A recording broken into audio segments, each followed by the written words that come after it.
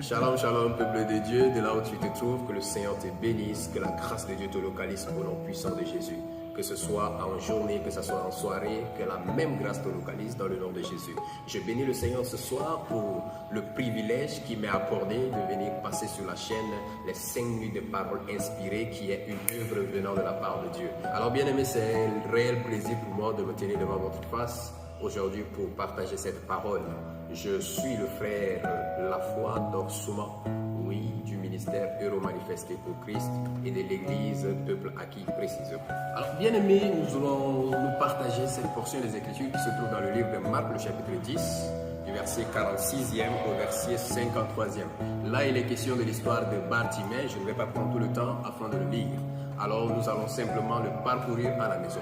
Alors, voici ce que nous devons retenir. Bien-aimés, un jour, le Seigneur entrait dans une ville, le Seigneur Jésus, bien sûr, entrait dans une ville appelée Jéricho.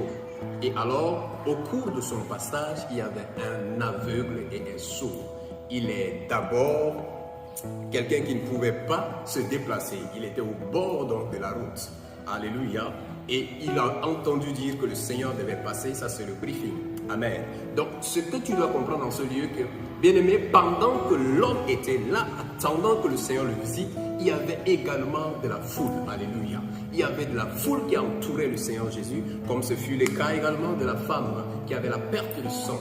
Alléluia. Mais ce n'est pas tous ceux qui sont autour du Seigneur qui peuvent atteindre ou toucher le vêtement de Jésus. Ce n'est pas tous ceux qui sont autour de Jésus qui pouvaient. La première des attitudes à poser, c'est le positionnement. Quelle est la posture que tu tiens en face de l'Éternel? C'est le fait de te tenir. Oui, de te tenir prêt dans une posture. La Bible nous parle d'Abraham qui était sous les chaînes de Mamré et les anges l'ont visité. Alléluia. Pour que Dieu te rencontre, il faut d'abord que tu sois positionné dans un endroit. Amen. Ton positionnement détermine la visitation que tu recevras de Jésus. Ton positionnement détermine comment est-ce que Dieu pourra t'impacter. Alléluia. Si tu n'es pas sur le chemin de Christ, tu seras à côté. Amen. Tu seras à côté de ta vision, tu seras à côté de ta mission, tu seras à côté même de ton appel. C'est pourquoi le Seigneur pouvait dire à Moïse, enlève tes sandales parce que cet endroit est très saint. Bien aimé, nous devons privilégier d'abord notre lieu, notre positionnement, parce que c'est d'abord un territoire géographique. Dans quelle posture tu te trouves avec le Seigneur? Tu dois chercher à arranger cela. La deuxième attitude à poser, bien aimé, laisse-moi te dire, c'est le fait de chercher à écouter, entendre parler du Seigneur Jésus. Il était aveugle, il ne pouvait pas voir, mais il a cherché d'abord à écouter le Seigneur Jésus. Bien aimé, le jour où tu acceptes le Seigneur Jésus, tu dois d'abord chercher des personnes qui vont t'orienter, ceux-là qui sont des dévanciers, qui vont te parler de cette parole, qui vont t'enseigner sur les voies. Même l'apôtre Paul, lorsqu'il avait les yeux fermés, le Seigneur l'a envoyé vers quelqu'un qui s'appelle Anania afin de lui prêcher la parole. Tu dois être enseigné, tu dois être bâti dans les choses de Dieu afin de grandir, parce que nous parlons de la vie en Christ. La vie en Christ nécessite donc de la croissance, nécessite donc de croître spirituellement, de manger les choses de l'esprit. Alléluia. Après cette étape vient la troisième attitude. Quelle est donc la troisième attitude? C'est le fait de savoir crier, attirer son attention, attirer l'attention du Seigneur Jésus, c'est démarquer de la foule. Oui, tout le monde peut suivre le Seigneur Jésus, mais toi, comment est-ce que tu te distingues? Parce que le Seigneur se préoccupe de ceux-là qui ont un objectif, qui sont résolus dans leur cœur, qui savent ce qu'ils attendent de Dieu. Ceux-là reçoivent leur visitation, bien-aimés. Donc la troisième attitude, c'est le cri que Bartimée a eu à crier. Il dit, fils de David, aie pitié de moi. Ça, c'est sa manière à lui de faire attirer l'attention du Seigneur Jésus. Quelle est donc la manière que toi tu poses pour attirer son regard?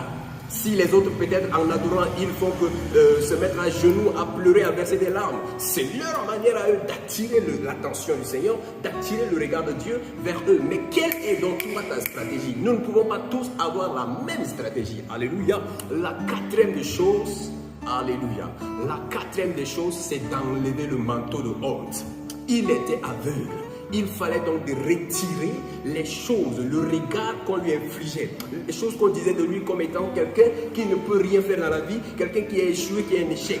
On enlève notre vêtement du passé, on enlève notre histoire du passé, on enlève les choses anciennes sont passées et toutes choses sont devenues nouvelles parce que nous sommes en Jésus-Christ. Et bien aimé, la cinquième des choses, c'est la foi. Tu as besoin de la foi pour croire que Jésus-Christ t'a réellement sauvé. Tu as besoin de la foi pour croire que réellement Jésus t'a enlevé de la boue dans laquelle tu te trouvais. Du péché de masturbation, il t'a établi maintenant comme un digne fils du royaume, un sacerdoce royal. Crois en cela et le Seigneur t'accorde la vie éternelle. Crois en cela et tu marcheras en vainqueur. Bien-aimé, c'est possible de le faire par le Saint-Esprit. Ce n'est ni par la force, ni par la puissance, mais c'est par l'Esprit de l'Éternel que nous pouvons le faire. Alors, voici les 5 attitudes que tu dois poser lorsque tu attends de recevoir une visitation. La foi te permet de demeurer dans l'attente, de demeurer en persévérant, de demeurer en ne sortant pas de la volonté de Dieu. Alléluia. C'est ce que nous aimerions partager ce soir.